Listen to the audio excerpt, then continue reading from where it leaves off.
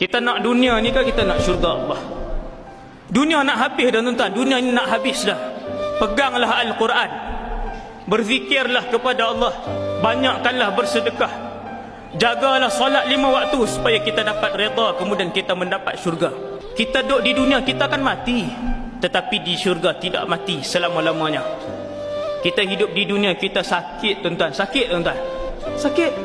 Di dalam syurga manusia tak pernah sakit. Tuan-tuan, anak-anak yang saleh akan kembali ke kampung halaman ibu dan ayah mereka. Anak-anak yang baik, setiap 2 bulan, setiap 3 bulan dia akan ziarah ibu dan ayah di kampung halaman. Itu dunia ni.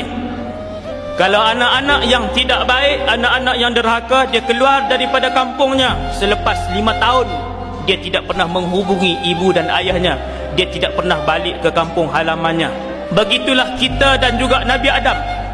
Kalau kita anak yang soleh, kita akan kembali ke kampung halaman ibu dan ayah kita. Betul tuan-tuan? Kampung halaman ibu dan ayah kita adalah syurga. Ini bukan tempat kita. Bumi ini bukan tempat kita. Neraka juga bukan tempat kita. Kerana neraka adalah tempat musuh kepada ayah kita Adam. Neraka adalah tempat iblis dan juga syaitan-syaitan. Itu adalah kampung halaman kepada musuh ayah kita. Iaitulah tempat iblis, laknatullahi alaihi.